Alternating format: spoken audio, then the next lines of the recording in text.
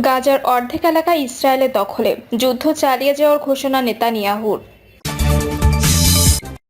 কারো কাছ থেকে 1 টাকা নিয়েছি প্রমাণ হলে রাজনীতি ছেড়ে দেব, বলছেন হাসনাত আব্দুল্লাহ। জানাবো পুরনো চেহারায় ফিরবে আওয়ামী লীগ, তৈরি হচ্ছে মাস্টার প্ল্যান। এবং সর্বশেষ জানাবো এবার খুলনা নগরে আওয়ামী লীগের ঝটিকা মিছিল। শুনছিলেন সংবাদ শিরোনাম, এবারে বিস্তারিত। গাজার অর্ধেক এলাকা ইসরায়েলের দখলে, যুদ্ধ চালিয়ে যাওয়ার ঘোষণা নেতানিয়াহুর। ফিলিস্তিনের স্বাধীনতাকামী সশস্ত্র সংগঠন হামাস নিয়ন্ত্রিত গাজায় যুদ্ধ চালিয়ে যাওয়ার অঙ্গীকার করেছেন ইসরায়েলি প্রধানমন্ত্রী বেনিয়ামিন নেতানিয়াহু। হামাস যুদ্ধবিরতির প্রস্তাব প্রত্যাখ্যান করার পর নেতানিয়াহু এই ঘোষণা দিলেন। খবর আল জাজিরা ও রয়টার্সের।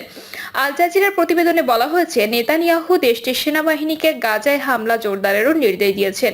এদিকে গত 24 ঘন্টায় গাজা জুড়ে ব্যাপক হামলা চালিয়েছে ইসরায়েলি বাহিনী। শুধু শনিবারই ইসরায়েলি হামলায় 52 জন ফিলিস্তিনি নিহত হয়েছেন। গত 18 মাসের বেশি সময় ধরে গাজায় হামাস ও ইসরায়েলের যুদ্ধ চলছে। এতে নিহতের সংখ্যা 51,000 ছাড়িয়েছে। আহত হয়েছেন লক্ষাধিক।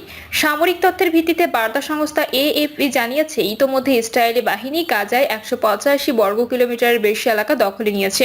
এটি উপত্যকাটির মোট ভূখণ্ডের প্রায় 50%। কারো কাছ থেকে 1 টাকা নিয়েছি প্রমাণ হলে রাজনীতি ছেড়ে দেব, বলছেন হাসনাত আব্দুল্লাহ। কারো কাছ থেকে অবৈধভাবে 1 টাকা নেওয়ার প্রমাণ পাওয়া গেলে রাজনীতি ছেড়ে দেবেন বলে চ্যালেঞ্জ ছুড়ে দিয়েছেন জাতীয় নাগরিক পার্টি দক্ষিণাঞ্চলের মুখ্য সংগঠক হাসনাত আব্দুল্লাহ। মধ্যরাতে ফেসবুকে এক পোস্টে তিনি এ চ্যালেঞ্জ দেন। তিনি ওই পোস্টে দৈনিক প্রথম আলোর একটি প্রতিবেদনের সমালোচনা করে বলেন, প্রথম আলো আজ শিরোনাম করেছে হাসনাতের বিলাসী জীবনযাপন নিয়ে প্রশ্ন। আমি প্রথম আলো সেই সাংবাদিককে অনুরোধ করেছি, আপনি দয়া করে আমার বাসায় এসে দেখে যান আমি কত বিলাসী জীবনযাপন করি। প্রসঙ্গত, এনসিপির সাধারণ সভা নানা প্রশ্ন ও অভিযোগের জবাব দিলেন নেতারা। এই শিরোনামে প্রথম আলো অনলাইন একটি প্রতিবেদন পাওয়া গেছে। প্রতিবেদনটি শেষে একটি সংশোধনী যোগ করেছে গণমাধ্যমটি। এতে বলা হয়েছে, এই প্রতিবেদনের প্রথম প্রকাশিত শিরোনাম পরিবর্তন করা হয়েছে। প্রতিবেদনের ভেতরের অংশবিশেষও পরিবর্তন করা হয়েছে। প্রতিবেদনটি প্রথম প্রকাশের পরে আরও কিছু তথ্য জানার পর এই পরিবর্তন ও পরিমার্জন করা হলো। হাসনাত আব্দুল্লাহ তার পোস্টে এই প্রতিবেদনটির প্রতি ইঙ্গিত করেছেন। প্রতিবেদনটিতে আগে বলা হয়েছিল, এনসিপির বৈঠকে হাসনাতের বিলাসী জীবনযাপন নিয়ে প্রশ্ন তুলেছেন দলটির কয়েকজন নেতা। এ ব্যাপারে হাসনাত তার পোস্টে জানান, ওই বৈঠকে এমন কোনো প্রশ্ন তোলা হয়নি, এমনকি এ বিষয়ে কোনো কথাও হয়নি। হাসনাত আরো বলেন, দিল্লি থেকে লিখে দেওয়া নিউজ দিয়ে যদি ভেবে থাকেন হাসনাত আব্দুল্লাহকে থামাতে পারবেন, তাহলে আপনারা এখনো ভুলের জগতে আছেন। পুরনো চেহারায় ফিরবে আওয়ামী লীগ, তৈরি হচ্ছে মাস্টার প্ল্যান। গণঅভ্যুত্থানে দেশ ছেড়ে পালিয়ে যান শেখ হাসিনা। ফলে দীর্ঘ 15.5 বছরের স্বৈরশাসকের অবসান ঘটে।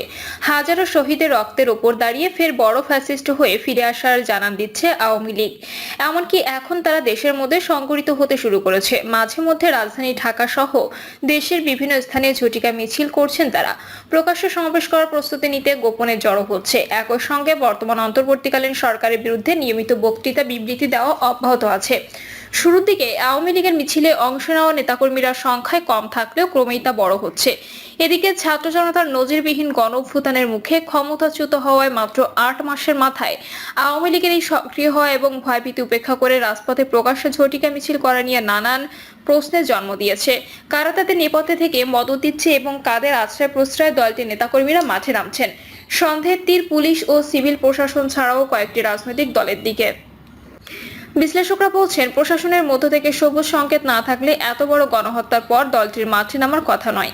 বিশেষ করে প্রশাসনের মধ্যে ঘাপটি মেরে থাকা আওয়ামী লীগ দোসররা কৌশলে সমর্থন উস্কানি দিচ্ছে।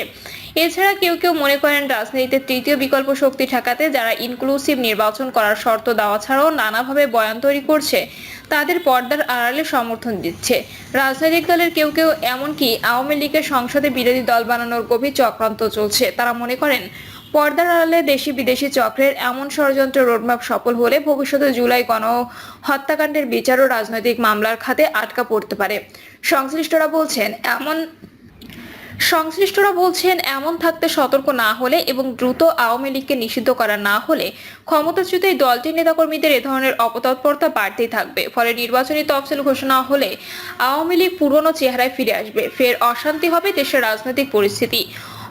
পরবর্তী সময়ে যার খেসারত দিতে হবে পুরো জাতিকে। নির্বাচনের মাধ্যমে বিএনপি ক্ষমতায় এলেও 3 বছরের মধ্যে দল বা ভবিষ্যৎ জাতীয় সরকারকে ব্যর্থ করে দিতে আওয়ামী লীগ একের পর এক ষড়যন্ত্র কার্ড খেলবে। আওয়ামী লীগকে মাঠে নামানোর পেছনে দেশি বিদেশি চক্র মাস্টার প্ল্যান তৈরি করছে।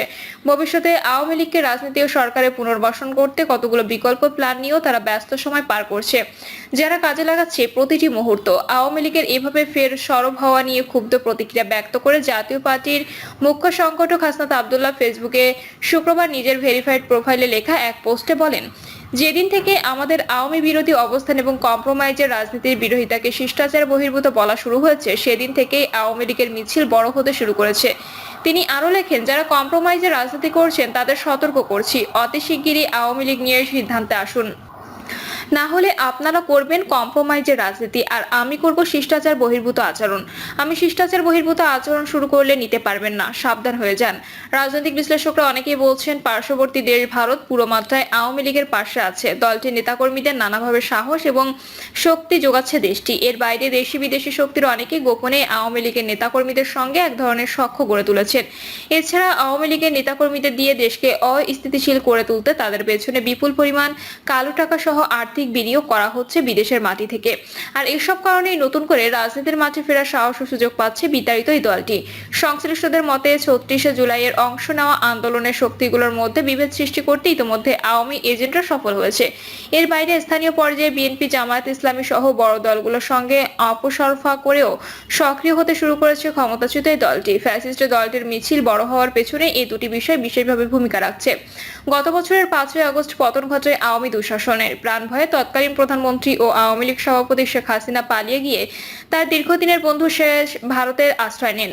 এর ঠিক আগে পরে নানা উপায়ে দেশ ছাড়েন ওই সরকারের বেশিরভাগ মন্ত্রী, প্রতিমন্ত্রী, সংসদ সদস্য সহ আওয়ামী লীগের শীর্ষ নেতারা। আর যারা পালাতে পারেনি তারা দেশের মধ্যে আত্মগোপনে চলে যান। কেউ কেউ গ্রেপ্তার হন। শেখ হাসিনা স্বৈরাচারী সরকারের পতনের পর দেশের মানুষের পক্ষ থেকে অভিন্ন দাবি ওঠে আওয়ামী লীগকে নিষিদ্ধ করার। একই সঙ্গে আওয়ামী লীগের সব অপকর্মের মূল হোতা দলটির ছাত্র সংগঠন ছাত্রলীগকেও নিষিদ্ধের দাবি ওঠে। এর রেশ ধরে ওই বছরেরই ২৩ অক্টোবর ছাত্রলীগকে নিষিদ্ধ ঘোষণা করে প্রজ্ঞাপন জারি করেন ডক্টর মোহাম্মদ ইউনূসের অন্তর্বর্তীকালীন সরকার। কিন্তু আওয়ামী লীগকে নিষিদ্ধের বিষয়টি রহস্যজনক কারণে এখনো ঝুলে আছে। গত এক সপ্তাহে রাজধানীতে অন্তত ৪ জায়গায় ঝটিকা মিছিল করে আওয়ামী লীগের নেতাকর্মীরা। সর্বশেষ গত শুক্রবার রাজধানীর উত্তরায় আবার ঝটিকা মিছিল করে আওয়ামী লীগ। ঢাকা মহানগর উত্তরের উত্তরখান ইউনিয়ন আওয়ামী লীগের সাধারণ সম্পাদক আতিকুর রহমান মিলনের নেতৃত্বে মিছিল করা হয়। মিছিলে অংশ নেন আওয়ামী তাদের অঙ্গ সংগঠনের নেতাকর্মীরা। শুধু সভা সমাবেশই নয়, বিভিন্ন স্থানে বিএনপি, জামায়াত ইসলামী ও বৈষম্য বিরোধী ছাত্র আন্দোলনের নেতাকর্মীদের ওপর আওয়ামী লীগ ছাত্র লীগের হামলার অভিযোগ পাওয়া গেছে। এরই মধ্যে সম্প্রতি গোপালগঞ্জ বিজ্ঞান ও প্রযুক্তি বিশ্ববিদ্যালয়ে নিষিদ্ধ ঘোষিত ছাত্রলীগের নেতাকর্মীরা বৈষম্য বিরোধী ছাত্র আন্দোলনের 2 সমন্বয়কের ওপর হামলা চালিয়েছে। এছাড়া চট্টগ্রাম নগরের ওয়াসা মোড় এলাকার একটি অফিসে বৈষম্য বিরোধী ছাত্র আন্দোলনের মুখ্য সংগঠক আব্দুল হান্নান মাসুদ ও কেন্দ্রীয় সমন্বয়ক রাসেল আহমেদকে অবরুদ্ধ করে হামলার অভিযোগ উঠেছে ছাত্রলীগের বিরুদ্ধে। এর পরপরই নড়েচড়ে বসতে শুরু করেছে সরকারও। রাজধানীতে পৃথক অভিযান চালিয়ে নিষিদ্ধ সংগঠন ছাত্রলীগ এবং আওয়ামী লীগের বিভিন্ন অঙ্গ সংগঠনের 6 সদস্যকে গ্রেপ্তার করেছে ঢাকা মহানগর পুলিশের গোয়েন্দা বিভাগের সদস্যরা। আওয়ামী লীগ যেন মিছিল করতে না পারে সেজন্য পুলিশকে নির্দেশ দেওয়া হয়েছে বলে জানিয়েছেন স্বরাষ্ট্র উপদেষ্টা লেফটেন্যান্ট জেনারেল জাহাঙ্গীর আলম চৌধুরী। রাজধানীর বিমানবন্দর থানা পরিদর্শনে গিয়ে তিনি এ নির্দেশ দেন। পুলিশের নিষ্ক্রিয়তার কারণে আওয়ামী লীগ বিভিন্ন সময় মিছিল করছে এমন প্রশ্নের জবাবে উপদেষ্টা বলেন, পুলিশ ইতোমধ্যে 2 জনকে আটক করেছে। প্রিয় দর্শক, এই ছিল এখনকার সর্বশেষ সংবাদ। আপডেট সব সংবাদ পেতে চ্যানেলটি সাবস্ক্রাইব করে বেল আইকনটি ক্লিক করে রাখুন।